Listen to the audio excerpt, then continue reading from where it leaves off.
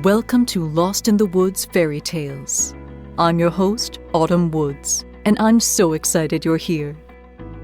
If you're just joining us, this podcast is about uplifting women through fairy tales and scripture. The two may not seem connected, but stories have always been an effective tool in ministry. Jesus spoke in parables constantly to make the mysteries of the kingdom of heaven relatable to people on earth. He designed the stories so that those that have ears to hear would hear. I believe that we have continued to do the same, and that these fairy tales from childhood contain so many symbolic messages for God's children, who are seeking to find their place in this world, struggling to understand their relationships with others, and boldly overcoming obstacles in it. If you're a fan of The Lord of the Rings or the Chronicles of Narnia, you're my people. You understand that there are eternal truths and stories and archetypes that keep us coming back to them well into adulthood. And that's what this podcast is here to celebrate. The fact that we can see God's true love for us and reflections of our Christian walk in fairy tales. In each episode, I read a favorite fairy tale from my childhood that explores these ideas, and then provide an analysis of the things that the story reveals to us from a Christian perspective. Our current season is called The Lost Husband Stories, and will explore tales of women who bravely venture forth, enduring extraordinary trials and tribulations to rescue the men they love from living anything less than an abundant life. While last season demonstrated that we are designed to protect everyone in our spheres, Season 3 zooms in on what our rescuer-warrior role looks like in a marriage relationship. I'm not trying to isolate any of my single listeners by taking this particular path. Not everyone is called to get married, and some people have been waiting longer than they'd like to admit for God to introduce them to their future spouse. And that's okay. You're in a different season. But chances are, you are surrounded by people who are married, and from an outside perspective, their world may appear glamorous, frightening, or shrouded in mystery. Look at this next batch of stories as a sneak peek into both the loveliness and the nitty-gritty of what it means when you agree to spend the rest of your life with someone. In fact, this is exactly why women began telling each other stories like this in the first place, to prepare unmarried women for this crazy phase of life that only makes sense to God, who invented the marriage covenant as a tangible symbol of our relationship with Him. I've still got a lot to learn myself, but I can take you where I've been and show you what I know, and glean from women who've been in relationships longer than I have, and pass on that wisdom too. Most of the women you'll meet in this part of the woods are like Vasilissa the Beautiful and Catherine Crackernuts. They already know who they are. While they do learn from their adventures, they are not searching for their identities. This time, like in Catherine Crackernuts, it is the men who have gotten lost. In a lost husband story, the leading man has been enchanted and/or bound by an obligation outside of his true character. In his delusion, he may forget himself or push the heroine away, not realizing until it is too late that she is meant to help him win his most difficult battles. The heroine's primary concern is grappling with the forces of evil besieging them both, and encouraging the lost husband to remember the truth of who he is and what she means to him. These heroines act as agents of restoration, guarding the men where they are weak and helping them choose to recover their true natures. By the end of the story, the pair should be able to function as a healthy team once again. Our first lost husband story is one of my all-time favorites, East of the Sun and West of the Moon, a Norwegian fairy tale collected by Peter Christian Asbjørnsen and Jørgen Moe. In it, we're taken on a journey with a young woman who scours the earth to accomplish the impossible, plunging into the darkness that keeps her husband captive and wrenching him free from the enemy's clutches, armed with a few household objects, a riddle of a clue, and a determined heart. So, let's get lost as we read the story of East of the Sun and West of the Moon. There was once a poor cotter who had a cottage full of children, but not much to give them, either of food or clothing. They were all fair, but the fairest of them all was the youngest daughter, who was so beautiful that the like of it had never been seen. Now it was a Thursday evening late in autumn. The weather outside was bad, and it was as dark as pitch. It rained and blew so hard that the walls creaked. All of a sudden, there were 3 raps on the pane. The man went out to see what was going on, and when he came outside, a great big white bear was standing there. "Good evening to you," said the white bear. "Good evening," said the man. "If you will give me your youngest daughter, I will make you just as rich as you are now poor," said the white bear. Well, the man thought it would be pretty fine to be so rich, but then he thought he had to talk with his daughter first.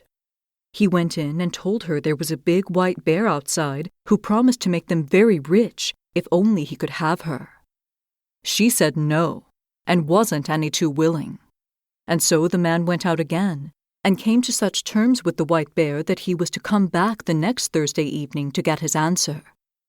In the meantime, they gave her neither peace nor quiet. They talked and lectured to her about all the riches they would come into and how well off she herself would be, and at last she gave in. She washed and put her rags in order and made herself as presentable as she could, and got ready to travel. Nor did she have much to take with her either. The next Thursday evening, the white bear came to fetch her. She seated herself upon his back with her bundle, and off they went. When they had come a good bit on the way, the white bear said, "Are you afraid?" No, that she wasn't in any case. "Well, just hold tight to my fur. Then there's no danger either," he said. She rode and she rode, and at long last they came to a big mountain. There the white bear knocked, and then a gate opened, and they came into a castle. There were lights in every room, and it shone from both gold and silver. And then there was a great hall where a table stood decked, and it was so fine that you can't imagine how fine it was. Then the white bear gave her a silver bell. Whenever there was anything she wanted, she should just ring it, and she would get it. Well, after she had eaten and it was getting late, she became sleepy from the journey and thought she would like to go to bed. So she rang the bell, and scarcely had she touched it before she was in a chamber where a made-up bed was standing, as inviting as anyone could wish to lie in, with silken quilts and bed curtains and gold fringes, and everything there was of gold and silver. But when she had gone to bed and blown out the candle, a man came in and lay down beside her. It was the white bear, who threw off his skin at night, but she never saw him, for he always came after she had blown out the candle, and before it was light in the morning, he was gone again. It went both fine and well for a while, but then she became so quiet and downcast because she went about there so alone the whole day, and was homesick for her parents and her brothers and sisters. When the white bear asked what ailed her, she said it was so dull there, she was so lonesome, and longed to go home to her parents and her brothers and sisters, and it was because she couldn't go home to them that she was so sad. "That can easily be arranged," said the white bear. "But you shall promise me one thing, that you won't talk with your mother alone, but only when others are listening. For she'll take you by the hand," he said, "and will want to take you into a chamber and talk with you alone. But that you mustn't do by any means, or else you will bring misfortune upon us both." One Sunday, the white bear came and said that now they could journey to her parents. Well, they set out. She sat on his back, and they went both far and wide. At last, they came to a big white manor. There her brothers and sisters were, running in and out, playing, and it was so lovely that it was a joy to behold. "There live your parents," said the white bear. "But don't forget what I have told you, or else you'll make us both unhappy." No, of course she wouldn't forget. And when she was there, the white bear turned around again and was gone. There was no end to the rejoicing when she came into her parents. They didn't think they could thank her enough for what she had done for them, Now they were so well off. And then they all wanted to know how she was getting along where she was. She was very well off, and had everything she could wish for, she said. What she answered to the rest, I'm not able to say, but I don't think they really got it straight. But then, in the evening, after they had eaten dinner, it happened just as the White Bear had said. The mother wanted to talk with her alone in the chamber. But she remembered what the White Bear had said, and wasn't at all willing. Whatever we have to talk of, she said, we can always say it here. But however it happened or didn't, the mother persuaded her at last, and then she had to tell how she was getting on. She said that a man always came and lay down beside her after she had blown out the candle in the evening, but she never saw him, for he was always gone before it was light in the morning.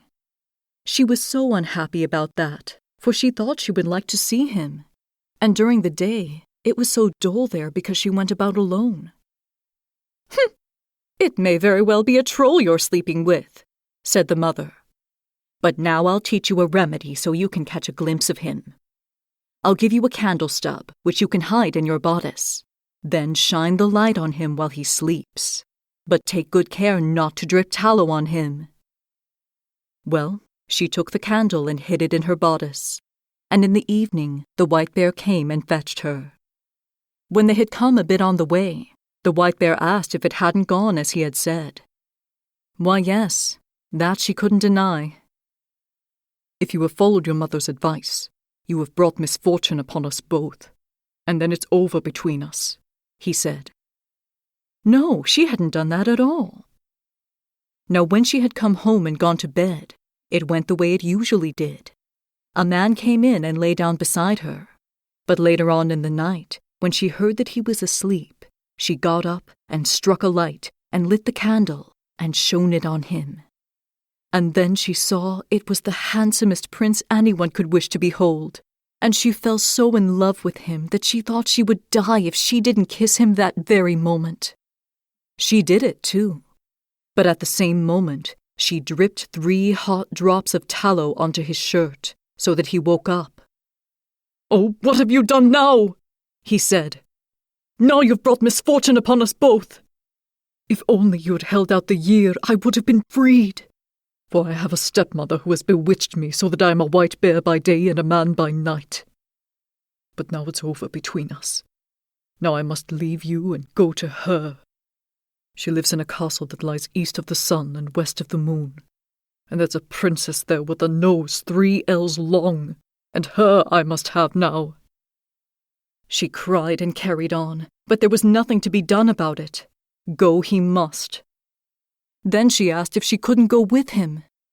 No, that could never be. "Can't you tell me the way? Then I can search for you. Surely I could be allowed to do that," she said. Yes, that she could, but there were no roads there. It lay east of the sun and west of the moon, it did, and she'd never find her way there. In the morning, when she woke up, both the prince and the castle were gone. She was lying on a little green spot right in the midst of a deep, dark forest, and beside her was lying the same bundle of rags she had brought with her from home. Now, after she had rubbed the sleep from her eyes and cried until she was tired, she set out on the way. And then she walked for many, many days, until she came to a big mountain. Outside it was sitting an old hag who was playing with a golden apple. She asked her if she knew the way to the prince, who lived with his stepmother in a castle that lay east of the sun and west of the moon, and who was to have a princess with a nose 3 ells long. "Where do you know him from?" asked the old hag. "Maybe you were to have had him." Yes, that she was. "So, it's you, is it?" said the hag. "Well, I don't know any more about him, I don't, except that he lives in that castle that is east of the sun and west of the moon, and you'll get there either late or never. But you can borrow my horse, and then you can ride on it to my neighbor. Maybe she can tell you. And when you get there, you can just tap the horse under its left ear and tell it to go home again. And you can take this golden apple with you." She seated herself on the horse and rode for a long, long time, and at last she came to a big mountain. There sat an old hag outside, winding yarn on a golden reel. She asked her if she knew the way to the castle that lay east of the sun and west of the moon. She said, like the other hag, that she didn't know anything about it, but it was east of the sun and west of the moon, all right. "And you'll get there either late or never. But you can borrow my horse to ride to my closest neighbor. Maybe she just might know it. And when you get there, you can just tap it under the left ear and tell it to go home again." And then she gave her the golden reel, for she'd probably have use for that, she said. The girl seated herself on the horse and rode for ever so long again. And at long last she came to a big mountain. There sat an old hag spinning on a golden spinning wheel. She asked her if she knew the way to the prince and where the castle was that lay east of the sun and west of the moon. Then it went just as before. "Maybe you would to have had the prince there," said the hag. Yes, that she was. But she didn't know the way any better than the other two. East of the sun and west of the moon it was, that she knew. "And you'll get there either late or never," she said. "But you can borrow my horse. Then I think you'd better ride to the east wind and ask him. Maybe he knows the way and can blow you there. When you get there, you can just tap the horse under the ear so it'll come home again," said the hag. And then she gave her the golden spinning wheel. "Maybe it will come in handy," said the hag. She rode for ever so long before she was there, but at long last she arrived. And then she asked the east wind if he could tell her the way to the prince who lived east of the sun and west of the moon. Yes, he'd heard tell of that prince all right, said the east wind, and of the castle too. But he didn't know the way, for he'd never blown so far. "But if you like, I'll take you to my brother, the west wind. Maybe he knows, for he's much stronger. You can sit on my back and I'll carry you there." Well, this she did, and it went pretty briskly. When they got there, they went in, and the east wind said that he had with him the one who was to have had the prince in the castle that lay east of the sun and west of the moon. Now she was searching for him, and so he had brought her here to find out if the west wind knew where it was. "No, so far have I never blown," said the west wind. "But if you like, I'll take you to the south wind, for he's much stronger than either of us, and he's blown both far and wide. Maybe he can tell you. You can sit on my back and I'll carry you there." Well, she did just so. They went to the south wind, and didn't take long on the way, I dare say. When they got there, the west wind asked if he could tell the girl the way to the castle that lay east of the sun and west of the moon. She was the one who was to have had the prince there. "That's so," said the south wind. "Is it she? Well, indeed, I've visited practically every place a bit in my time," he said.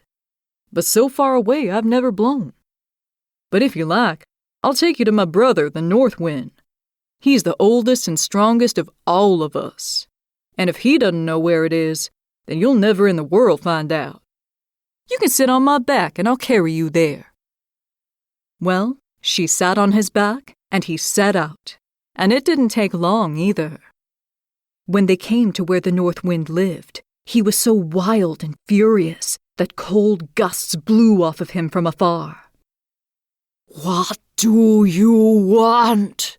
he shrieked from a long way off, chilling them to the bone. "Oh, you needn't be so bleak now," said the south wind, "for it's me. And then I've brought the girl who was to have had the prince, who lives in the castle east of the sun and west of the moon, and now she'd like to ask if you've been there and can tell her the way, for she'd so like to find him again." "Yes, I know where it is all right," said the north wind. "I blew an aspen leaf there once. But then I was so tired, I wasn't able to blow for many days afterward. But if it's true that you still want to go there, and you're not afraid to go with me, then I'll take you on my back and try to blow you there." Yes, she would and must go there if there was any possible way of getting there, and so she wasn't frightened, no matter how wrong it might go. "Very well. Then you'll have to spend the night here," said the North Wind, "for we'll need the whole day and then some if we're to get there." Early the next morning, the North Wind woke her, and blowing himself up, he made himself so big and strong that it was terrible. And then off they went, high up and away through the air, as if they were going to the world's end that very moment. Down below, there was such a storm that both houses and whole forests were blown down, and when they came out over the great sea, ships went down by the hundreds. Thus they flew on, so far that no one can imagine how far they flew, and always they headed out to sea. And the North Wind grew wearier and wearier, and so worn out that he could hardly blow any longer, and he sank lower and lower. And at last he was so low that the tops of the waves were beating about her heels. "Are you afraid?" said the North Wind. No, she said. That she wasn't. But they weren't far from land either, and the North Wind had so little strength left that he was barely able to throw her onto the shore under the windows of the castle that lay east of the sun and west of the moon. But now he was so tired and worn out that he had to rest for many days before he could come home again. The next morning, she sat down outside the windows of the castle and started playing with the golden apple. And the first thing she saw was that Longnose who was to have the prince. "You there! What'll you have for that golden apple of yours?" she said, opening the window a crack. "It's not for sale for either gold or money," said the girl. "If it's not for sale for gold or money, what do you want for it? You can have anything you want," said the princess. "Well, if I can come up to the prince who is here and spend the night with him, you can have it," said the girl who had come with the North Wind. Yes, that she could do all right. That could be arranged. The princess got the golden apple, but when the girl came up to the prince's room in the evening, he was fast asleep. She shouted at him and shook him, and in between she cried, but she wasn't able to wake him, for they had given him a sleeping potion in the evening. In the morning, at daybreak, the princess with the long nose came and chased her out again. Later on in the day, she seated herself outside the windows of the castle and started winding yarn on the golden reel, and it went just as before. The princess asked what she wanted for it, and she said that it was not for sale for either gold or money, but if she could be allowed to come up to the prince and spend the night with him, she could have it. But when she came up there, he was asleep again, and for all she shouted and shrieked and shook him, and for all she cried, he slept so hard that she couldn't for the life of her wake him up. And as day was breaking, the princess with the long nose came and chased her out the door again. Later on in the day, the girl sat down outside the windows of the castle and started spinning on the golden spinning wheel, and the princess with the long nose wanted this too. She opened the window and asked what she wanted for it. The girl said, as she had said the other 2 times, that it wasn't to be had for gold or money, but if she could just come up to the prince who was there and spend the night with him, she could have it. Yes, that she could do. Now there were some Christian folk who had been captured there, and they had been sitting in the room next to the prince's chamber. They had heard a woman in there crying and shouting at him for 2 nights in a row, and they told this to the prince. In the evening, when the princess came with the sleeping potion, he pretended to drink, but threw it behind him, for now he understood that it would make him sleep. When the girl came in this time, the prince was awake, and she had to tell him how she had come there. "Well, now you've really arrived in the nick of time," said the prince. "For tomorrow I was to have been wed. But I don't want that long nose, and you're the only one who can save me. I'll say that I want to see what my bride can do, and ask her to wash the shirt with the 3 drops of tallow on it. This she'll agree to, for she doesn't know that you've made them. But it takes Christian folk to do that, and not a pack of trolls like this. And then I'll say that I won't have anyone for my bride but the one who can do it. And you can do it. That I know." Well, there was great joy and rapture that night. But the next day, when the wedding was to take place, the prince said, "I want to see what my bride can do first." "Yes, that could be," said the stepmother. "I have a fine shirt that I'd like to wear for my wedding shirt, but I've gotten 3 drops of tallow on it, which I want washed out. And I've sworn that I will take only the one who is able to do it. If she can't do that, then she's not worth having." Well, that was an easy matter, they thought, and this they agreed to. And the princess with the long nose started washing as best she could.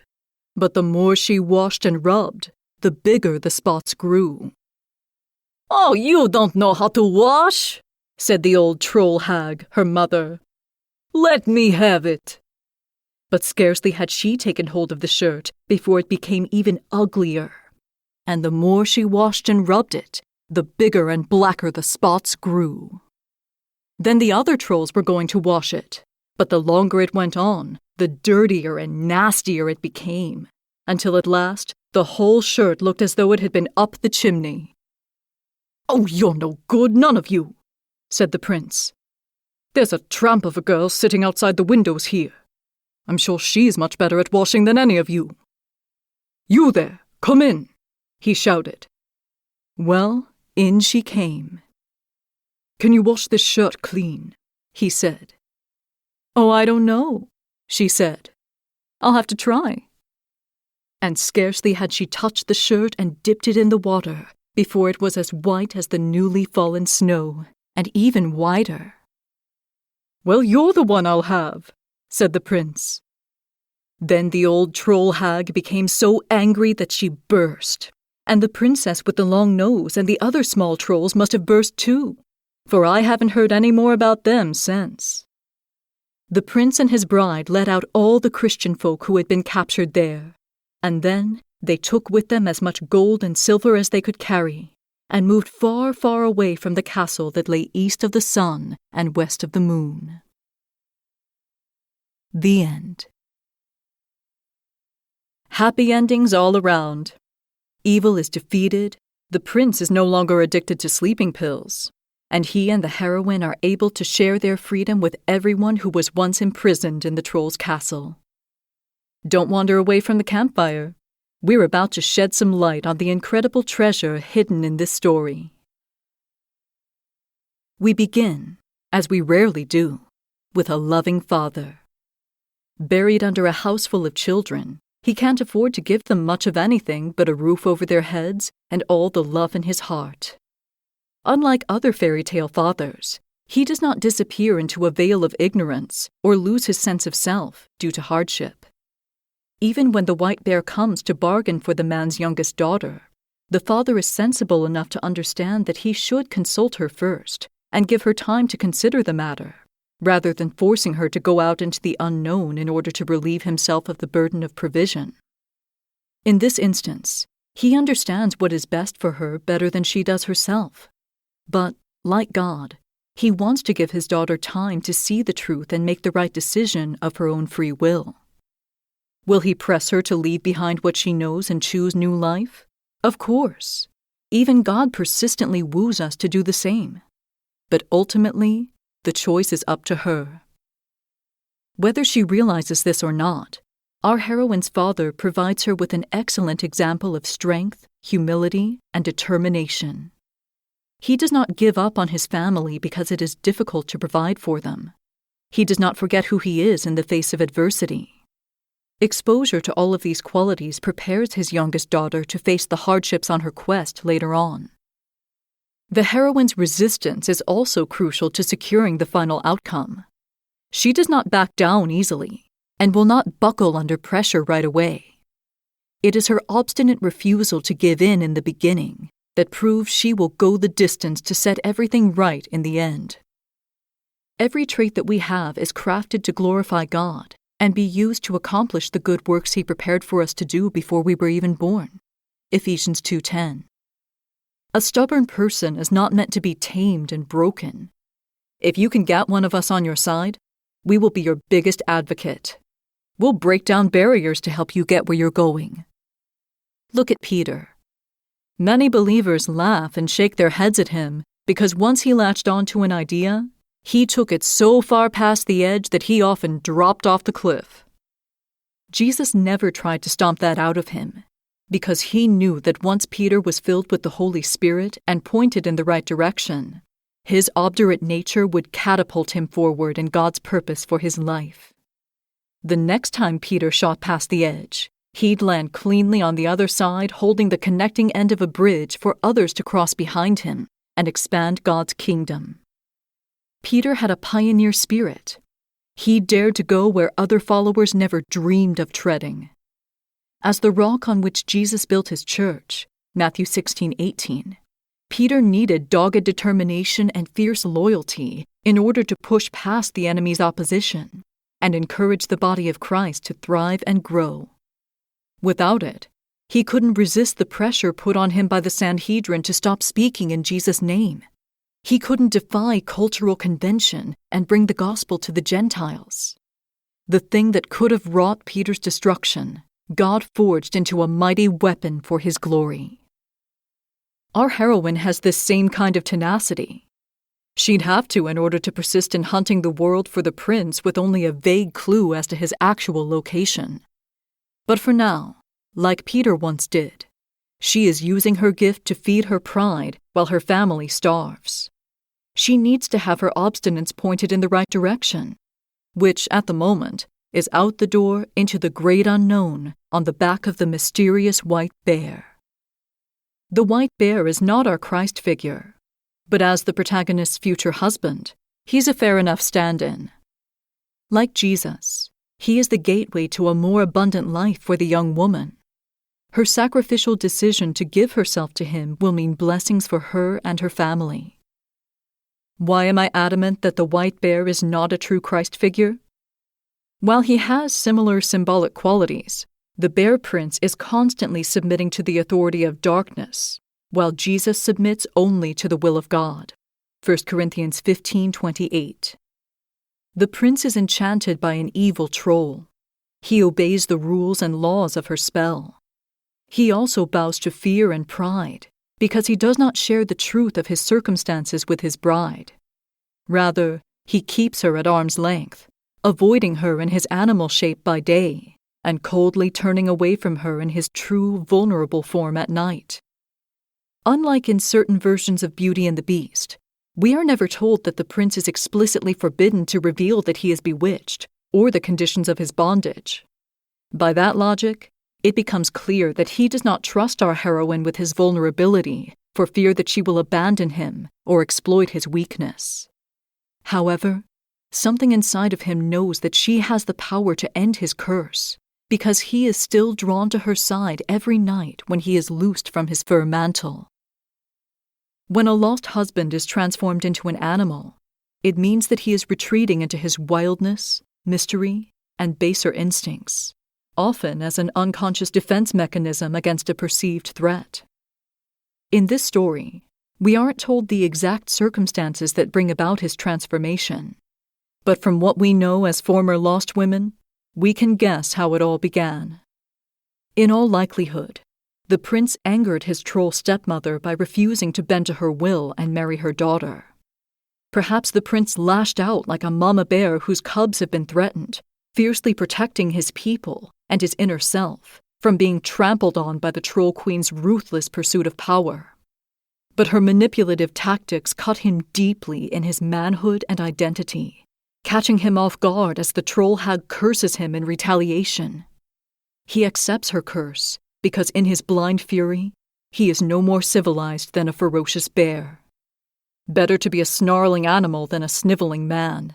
At least the snarling will protect him from anyone who could get too close and hurt him again.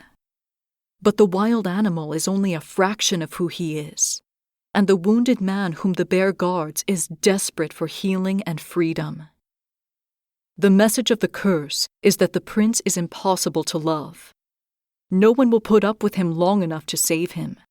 No one will value him enough to see beyond his vicious exterior and free the wounded man inside.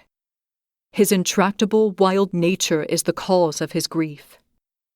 Both men and women have a wildness about them because our Heavenly Father is wild himself. Unfortunately, women are often given the impression that we are supposed to civilize wild men, even though it is their dangerousness that attracts us to them to begin with. We are not meant to tame the wildness of men, but to bravely love them with such ferocity that they are free to use their wildness for good. That is the way God loves both his sons and his daughters. Perfect love casts out fear because it fills our hearts with courage, the courage to live an abundant life beyond the limitations of our wounds. Even when he is angry because of the unfaithfulness of his chosen people, God says, "I have loved you with an everlasting love. I will build you up again." Jeremiah 31, 3-4. He's not above allowing the ones he loves to face correction and consequences. The Lord will suffer anything if it means they will return to him of their own free will. If we make room for God's perfect love to come heal our wounded selves and lead us out of bondage, we will be free to share his reckless love with everyone around us, secure in the knowledge that God safeguards our hearts. That's the kind of love husbands and wives are meant to share together when the Bible talks about submitting to each other. It's not about masters and slaves and living under the curse of Eden. Jesus died to free us from all of that. It's about following Jesus' sacrificial example, knowing that the other person may never return your love, could even walk away from you altogether, and choosing to trust them with the depths of your love anyway. That's how restoration happens. Knowing that this young woman is the key to his restoration, the Bear Prince returns to the cottage brimming over with a hope he dares not convey. He asks her if she is afraid to go with him. Imagine his relief when she tells him no. Perhaps all is not lost. Perhaps she will set him free and come to love him in the end. I don't advise you to become unequally yoked, but sometimes you do end up marrying someone who hasn't fallen in love with God yet. And now you've taken the leap of faith, but he's still kicking stones around on the edge of the cliff. As a wife, you cannot take God's place and bring your husband true salvation. But you can actively lead him to make the choice for himself without manipulation. You do this by going about your day-to-day as a holy and living sacrifice to God, demonstrating behavior that is pure and reverent. 1 Peter 3, 1-2. Your husband will be drawn to God in you, whether he realizes this or not. He will ask what makes you different, and that's your cue to point to Jesus. Always be prepared to give an answer to everyone who asks you to give the reason for the hope that you have, but do this with gentleness and respect. 1 Peter 3:15. It is only through losing himself in devoted relationship with God that a man can become his truest and freest self, brimming over with a love he can't help but share. Unfortunately, the Bear Prince doesn't give his bride much of an opportunity to share her life with him. Burying his fragile hopes, he whisks her away to a richly furnished mountain castle dripping with silver and gold, purification, righteousness, perfection, and majesty. He gives her a little silver bell so that she may ring for whatever she wishes, and then quickly disappears. After a grand supper, which she eats alone, she rings for her bedchamber and is instantly transported there. Slipping under the silver and gold bedding, she blows out her candle and curls up to go to sleep, only to feel a massive sinking weight depressing the opposite side of the mattress. We know it's the Bear Prince, but our heroine has no clue. All she knows is that someone is sleeping in her bed. This pattern continues throughout the course of our heroine's stay, much to her chagrin. At this point, It can easily be discerned that the prince and the young woman are acting out a sham marriage. Yes, they share a bed, and she has all the beautiful gifts from the shower and access to his accounts. But she is being denied the thing that a heart, even a divine one, craves the most: intimacy. The creature created to solve the problem of loneliness has no one to talk to, no one to share with. She's unable to do her job because there is a no girls allowed sign and a shark-filled moat around the treehouse of her husband's heart. The prince feels like he's holding up his end of the bargain by providing her with stuff, all the while keeping the true treasure he has to offer under lock and key, allowing his affliction to excuse him from connecting with the one who is meant to rescue him from isolation. Like our heroine, God laments this shield of duty his beloved imposes between them in Isaiah 29:13, when he says, "These people come near to me with their mouth and honor me with their lips, but their hearts are far from me. Their worship of me is based on merely human rules that they have been taught." This is devastating and frustrating for him, because God desires a genuine, deep connection with the ones he loves. He made us for relationship with him. I know you've heard this before, but I'm telling you, it really is true. Marriage is teamwork. It is the body of Christ in miniature, with unique parts, man, woman, and God, working together toward the same goal, God's glory. If all three members of the union are not in open communication with each other, the body can't move to get anything done. What do I mean by all these platitudes? How does a marriage show God's glory? Men and women are imbued at creation with different facets of God woven into their forms and personalities. Some of these traits are the same, but others are unique to each gender. God is the great I Am. He is whatever he needs to be at any given time. We aren't that powerful. We are born fragmented so that we will naturally seek intimate relationship with God to find the pieces we are missing. When a man and a woman become one flesh, they are reuniting the separate facets of God they've been given into one unit. If this unit honestly commits itself to the Lord, it will reflect him and become a powerful force for good. There is a mutual safety and protection provided for each spouse on the team, allowing them the freedom to fully operate in the gifts God has given them, with the knowledge that they have a partner to come to for help and support. The unit, in turn, is able to share that freedom with others, pouring into them and encouraging them to reach for what God has placed in their hearts to have, be, and do. This is not to say that you must be married to operate in your ministry. Most of the New Testament wouldn't exist if that were true. But it does liberate you from pouring all your energy into finding someone to share your life with, and allow you to focus on your God-given mission, because you already have a symbol of assurance that you will never be left or forsaken by God living life with you. Another part of the freedom found in marriage has to do with the certainty that someone on the team is equipped with what the other is searching for. Where one spouse is weak, the other is strong. Weaknesses are not meant to be exploited in this dynamic. It exists so that we can understand our need for God's provision, love, and grace in our lives. Where we are weak, God is strong, and our insufficiencies give him opportunities to shine in power and strength. 2 Corinthians 12:9. Each spouse is uniquely gifted to assist the other to operate to the best of their ability and then some under God's authority. But if you aren't speaking clearly with each other, it's difficult to know what needs to be done.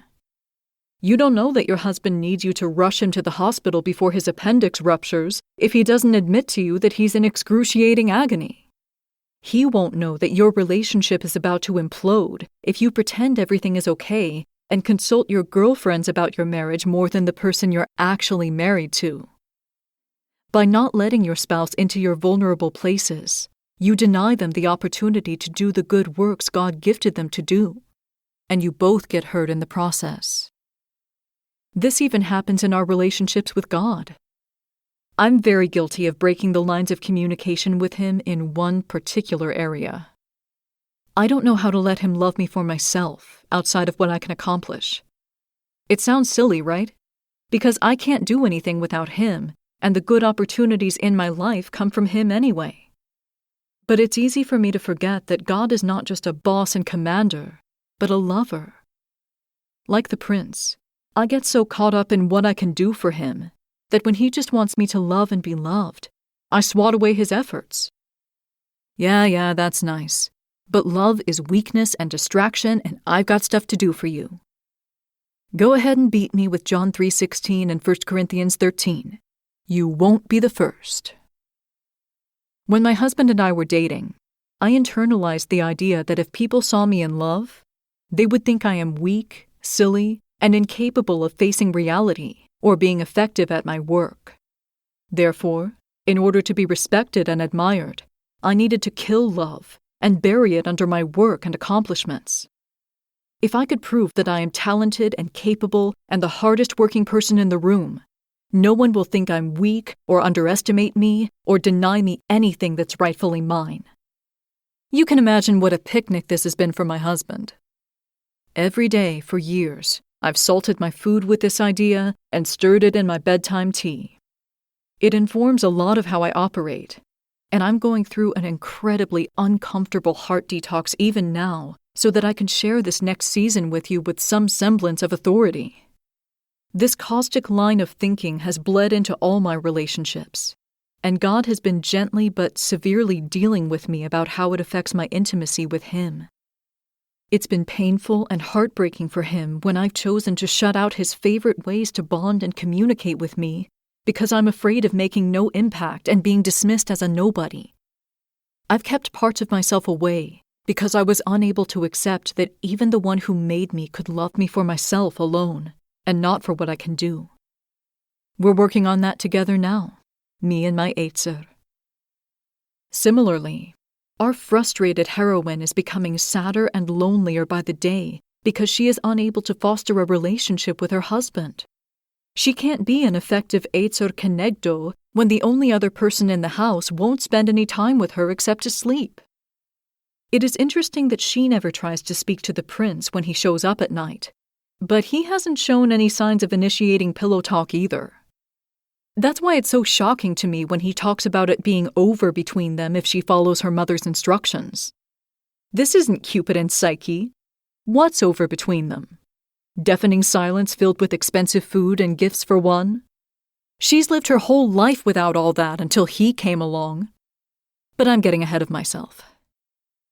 After some time, the bear notices how quiet and forlorn his companion has become, and finally asks her what's wrong. When she confesses that she is lonely and misses her family, the bear tells her that she may visit them, but cautions her against speaking with her mother alone. Why would that be such a terrible idea? Mothers never stick their noses in the sore spots of their children's marriages. Not you, Mom, you're fine. Seriously, I do encourage everyone to glean wisdom from women who are more experienced than you. They are a wellspring of knowledge and gain a sense of fulfillment when they are able to pass their wisdom on to you and help you be the best woman of God you can be. Titus 2:4-5. But remember to be discerning and chew up the meat and spit out the bones. What rekindled the fire of someone else's marriage might extinguish your own. Normally, if a guy is trying to keep you away from your family, it's because he's abusive or knows he's in the wrong about something and doesn't want people who will advocate for your best interest to expose his true nature to you. I'm not talking about the two of you choosing to safely distance yourselves from toxic family members for the sake of your union and sanity. I'm talking about a man who uses isolation, a cowardly tactic of the enemy, to control you and keep you under his sway. Think the bad guys in Sleeping with the Enemy or Fitcher's Bird. But the Bear Prince is not this diabolical. He's actually a good guy. But he's behaving like a villain because he is terrified of his curse never being lifted. He's controlling the circumstances of their living situation because he has no power over the enchantment that keeps him bound. Our heroine can help the prince break free, he's convinced, but only if they go about it his way. The unfortunate thing is that if this furry Rochester had only admitted to his Jane that there was a madwoman in the attic a little sooner, They could have actively worked together to end the curse with a lot less confusion and heartache. Just like in Jane Eyre, it is the intervention of a family member that brings the truth to light for the leading lady. Once the bear has dropped the young woman off at her family's now more opulent house, her mother makes it her mission to get her alone for some girl talk. The youngest daughter resists at first, but in the end, finds herself having a one-on-one conversation with her mother about the strange man who sleeps next to her every night, whose face she's never seen. Appalled at the arrangement, the mother gives her daughter a candle to conceal in her bodice, instructing her to light it that night after the man goes to sleep, so that she may see him at last. But she warns her not to let any tallow drip on him in the process. Shoving the candle down her dress, the young woman prepares to return home with the white bear. He asks if he was right about her mother, and she cannot deny that he was, but does not tell him the truth about the candle. This is what we do when we are coping with a man who won't open up to us. We talk to other women. We snoop. We search and dig for some link to intimacy. We say well-intentioned things that put a man off, like, "What are you thinking?" We look through phones or drawers or cars for some clue into the inner workings of his life that will give us an in to build a deeper relationship with this wild, mysterious creature who won't trust us to guard his heart.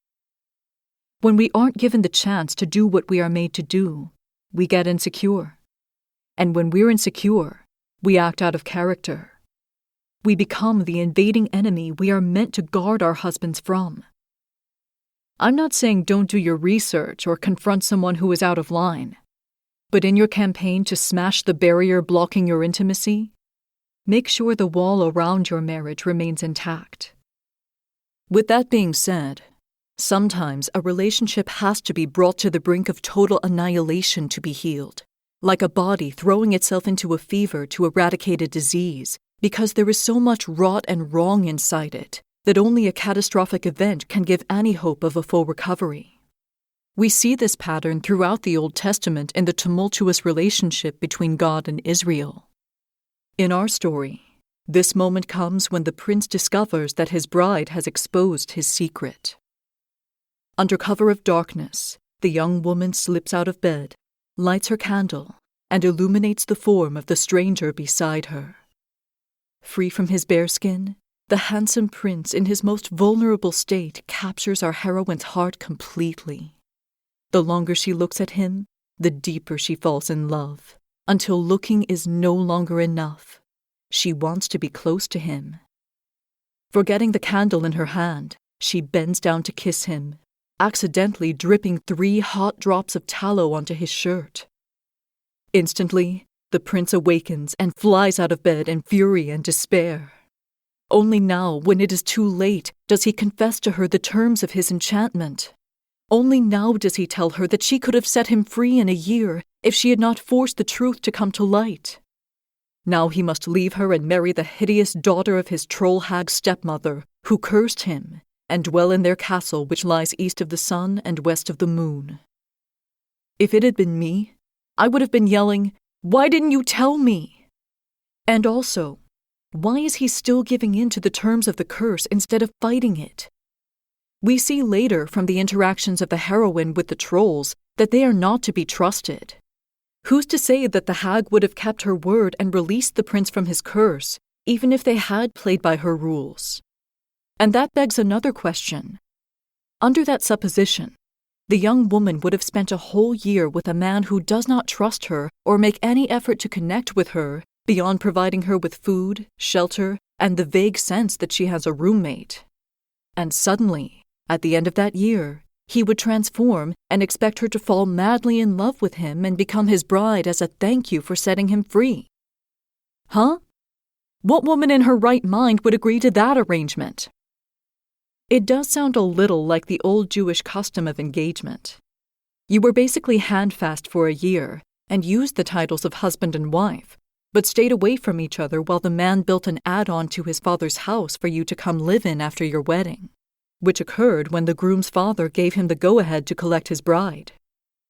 This custom symbolizes what we are living in now as the bride of Christ, waiting for Jesus to return and take us to be with him forever at the Father's signal. But I can't even properly tie in this beautiful spiritual metaphor with what's going on in this story, because the prince makes one fatal error. He doesn't tell the bride the plan. Because our heroine has no idea what is going on with the prince, she takes matters into her own hands and invades his inner sanctum in order to understand him. Feeling violated, the prince willfully retreats further into the curse, complying with the fine print of the enchantment and discouraging his wife from coming after him. No, she can't go with him. Sure, she can try to find him, but there is no marked path to the castle that lies east of the sun and west of the moon. She'll never find her way there. Never tell a stubborn person never. Once we finished crying, we sharpen our machetes and cut a path through the underbrush to never. And that's exactly what this woman does. After her prince and the castle have been taken away, and she cries until she is tired, she brushes herself off and begins her impossible quest. Think for a second about the direction she is given to follow. The sun rises in the east and sets in the west, and the moon comes trailing after. The space east of the sun and west of the moon, then, is utter darkness. And it is ever-changing in precise locale, because Earth orbits the sun and the moon orbits Earth. According to astronomy.com, each month, the moon twice crosses the ecliptic line of travel on opposite sides of the Earth. These intersections are called the nodes of the moon's orbit. The nodal points also wander along the ecliptic. An imaginary line connecting the nodes through the Earth's center rotates around the planet every 18.6 years. When the moon lies on a node, Earth, the sun, and the moon lie in the same plane. Rarely do the nodes line up exactly, but when they do, and if the moon happens to be at new or full phase, total solar or lunar eclipses occur. So, unless you have supernatural powers, the exact spot east of the sun and west of the moon is only possible to catch every 18.6 years. Our heroine is being asked to plunge into utter darkness and pray that she arrives promptly in a tight window of time to stop her husband from being totally eclipsed by the enemy. This is a task of biblical proportions, and as daughters of God, we find ourselves pitted against the impossible forces of evil on a regular basis. Addictions and perversions that sink their teeth into our husbands, friends, families, and even ourselves. Wickedness that glories in prejudice, and senseless killing with words and weapons. Selfishness that coaxes you back into bed and away from your responsibilities because it's just too scary out there, and who needs you anyway? Everyone needs you, because you are a child of the Most High God, ambassador of Jesus Christ, and vessel of the Holy Spirit to a lost and broken world crying out for help from dead gods because they don't know where to look for the living truth. Only God can give the gift of salvation, but part of that plan includes the appearance of a deliverer who points the way to the Redeemer. And for a lost husband, who better for God to raise up to rescue him than his Eitzer Kenegdo, his wife? Is there an element of free will? Of course. You can't save anyone who is determined to stay in darkness. But you can pray. You can exhort the forces of heaven to come and fight on your behalf for this man in your charge. You can be present and available and fortify yourself with godly knowledge and wisdom so that you are ready for anything that might come your way during this war. And if staying with him means that your life or the lives of your loved ones are in jeopardy, you get out and do these things from a distance. But our heroine's situation is not quite this dire. There is enough of the prince's true nature inside of him peeking out from underneath the spell and his wounded pride to encourage his wife to chase him down and fight to set him free. Her journey is divided into 8 main stops, with many symbolic elements sprinkled throughout. Rather than dwell on each individual spot on the journey, I will group them together by overarching numeric theme. Here we go. The first 3 stops involve mountains. Notice that each old woman lives on a mountain. Even the bear's sham castle was located in one. Mountains represent a higher perspective. When God wanted to draw someone near to him, he often made a mountain their meeting place.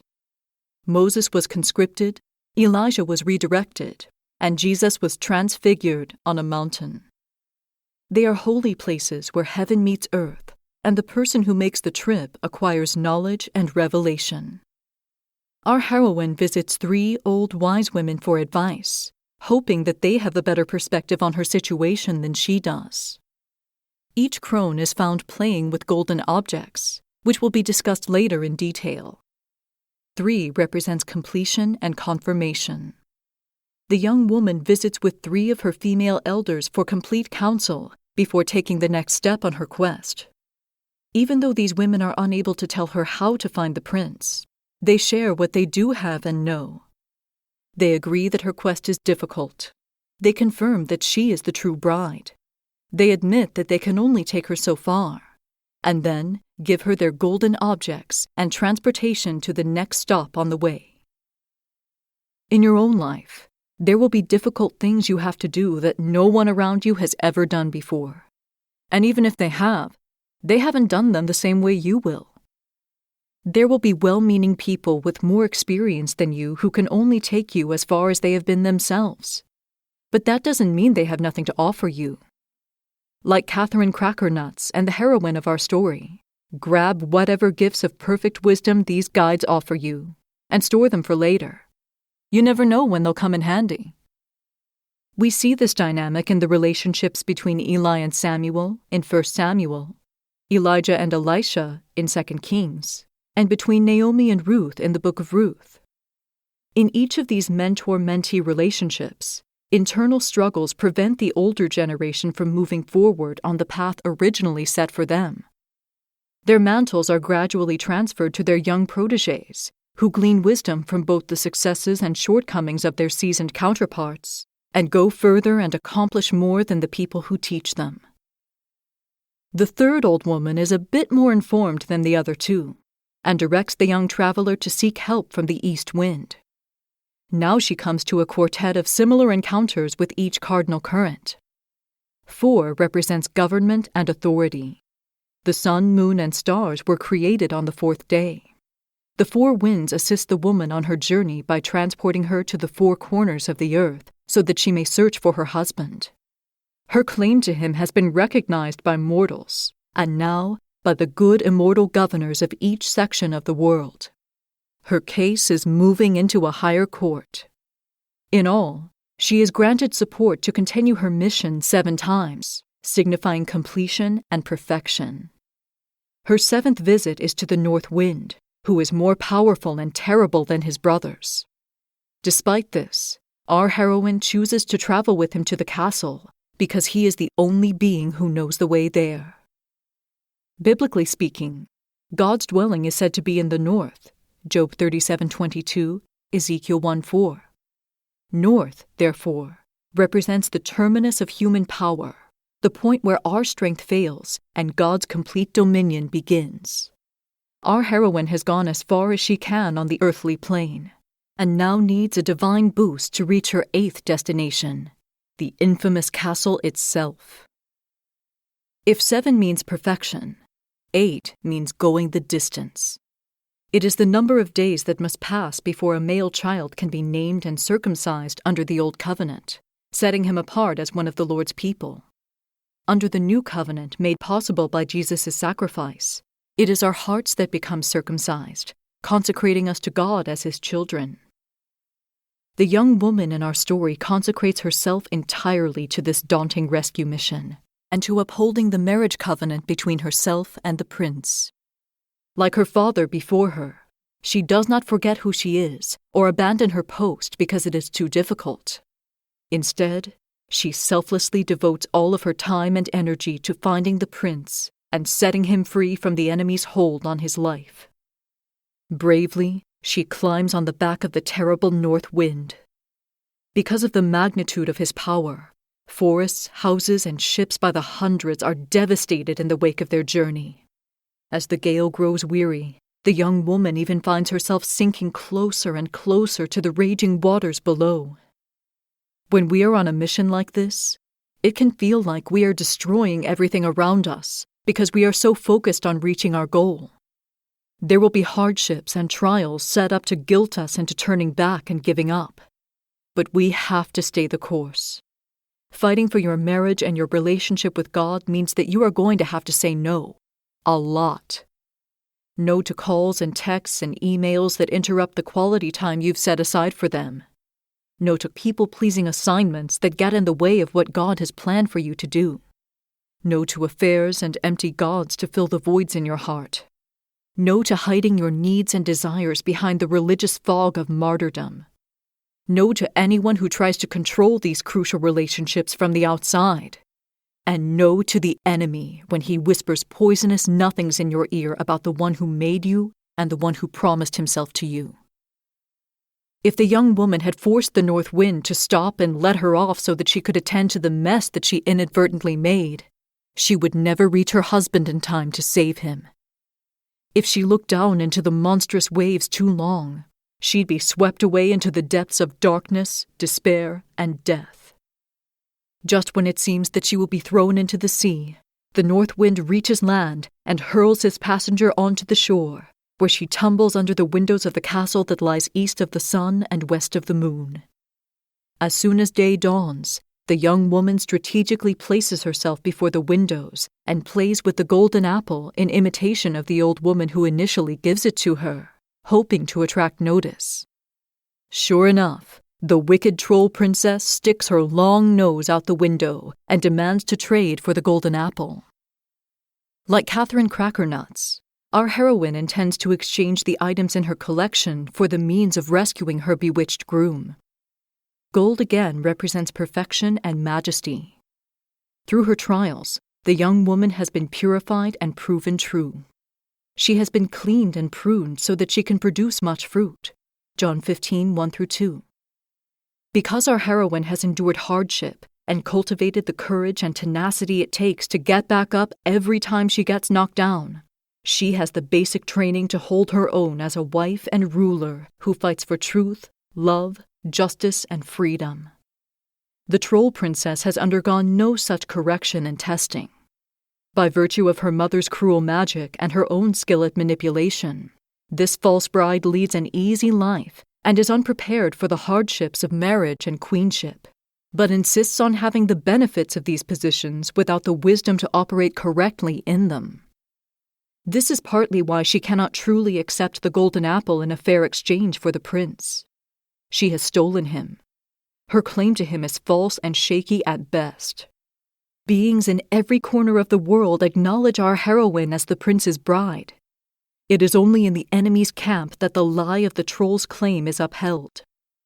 This spoiled, selfish creature cannot possibly succeed on a level playing field, so she drugs the prince after agreeing to allow our heroine to see him.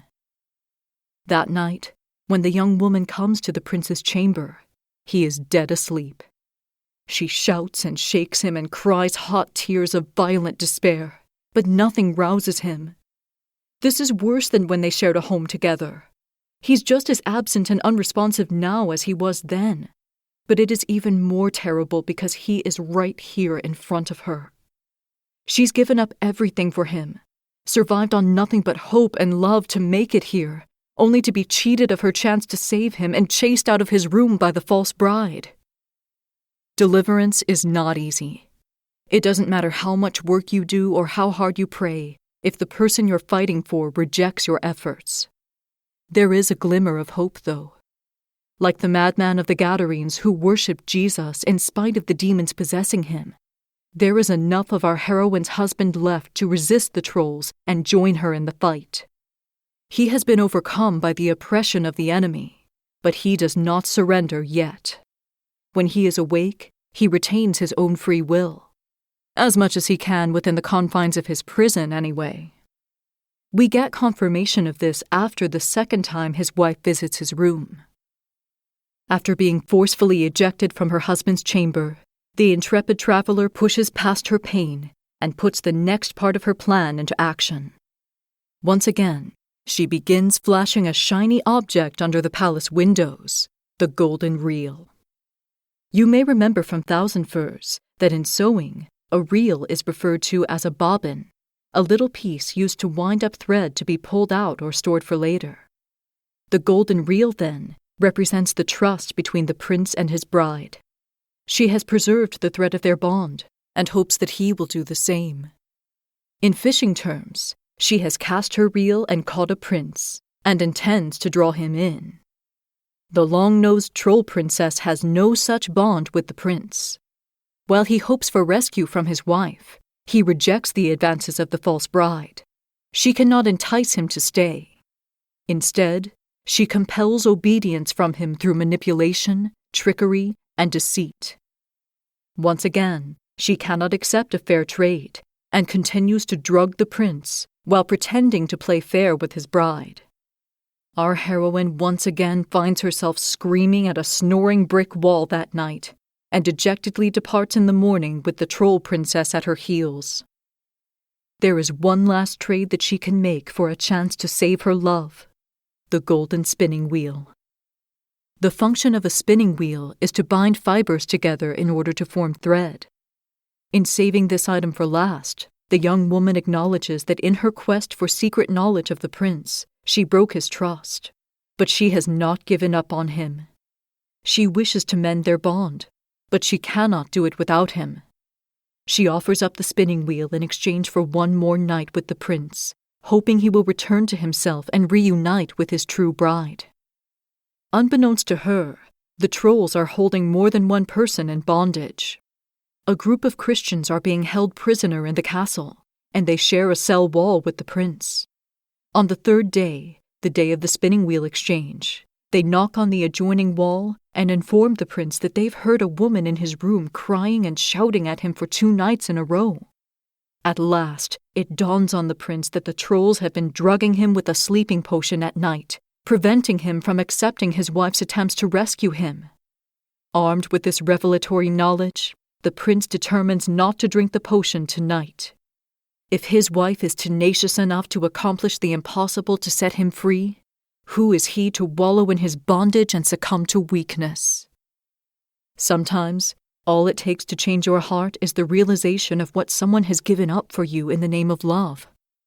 That's why we're encouraged to go into all the world and preach the gospel to all creation.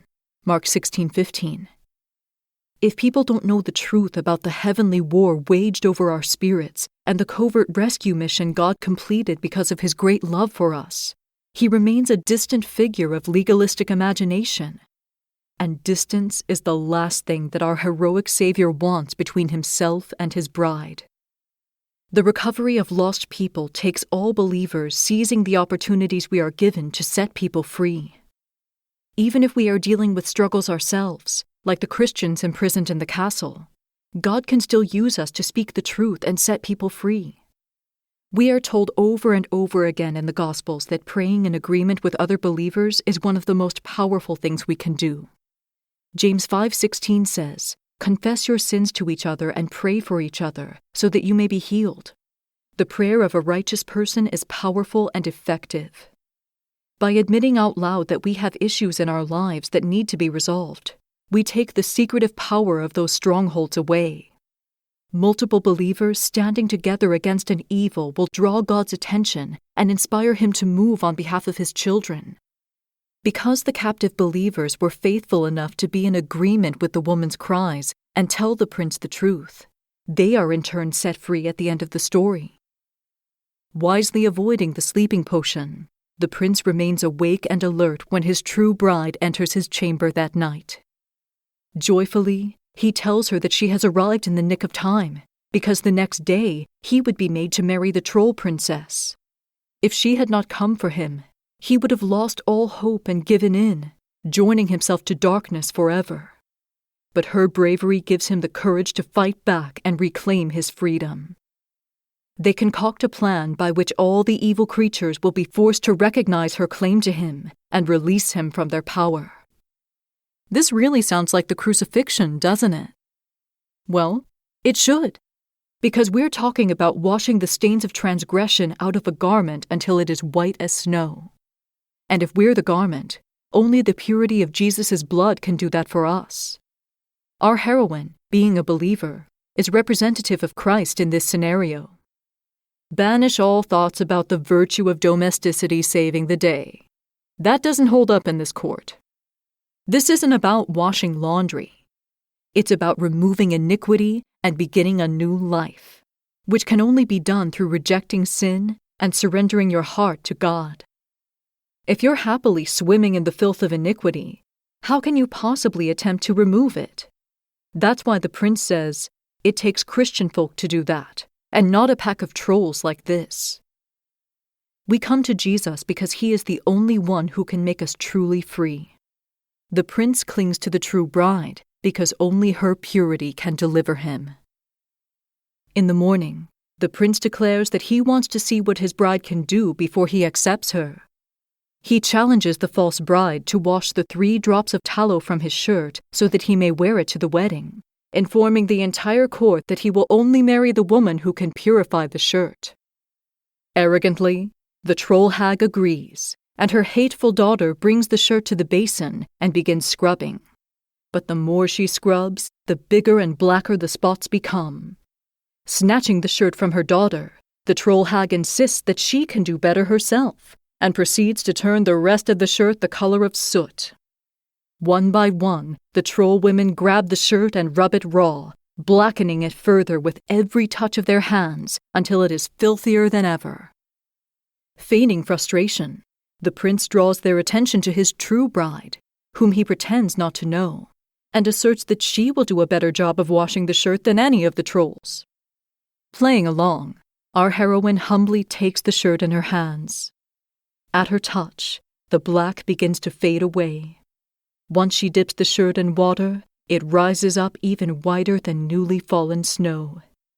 She has removed all traces of transgression from her union with the prince, and their marriage has been rededicated through this symbolic baptism.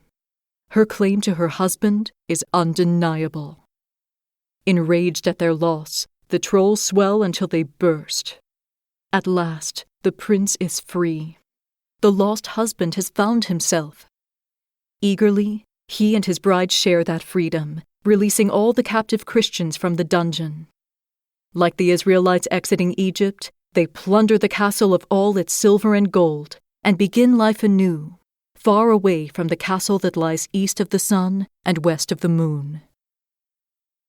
The persevering love our heroine demonstrates toward her husband offers a brief glimpse of the eternal devotion that Jesus has for his bride, that God has for us. As God in 3 persons, he is relational, and gave us the gift of earthly marriage so that we could gain an intimate understanding of how powerful and transformational his love can be. Part of marriage is being willing to fight for your partner, even when they aren't acting like someone worth fighting for. That's what God did and continues to do for us every single day. And as his daughters, we are called to do the same. We have each been given a unique skill set by God to reach the people in our immediate spheres and beyond. It is woven into the foundation of the woman God calls you to be. Sharpen your sword, Etzer Kenegdo, and use the tools you have to set captives free and speak God's kingdom into this earth. Thanks for stopping by. Be sure to subscribe so you never miss an episode, and rate the show on your favorite podcast platform. If you'd like to see what else is going on in the fairy tale forest, or support the show, check out the Lost in the Woods Buy Me a Coffee page. I'm Autumn Woods, and I can't wait to see you on the path next time you get lost in the woods.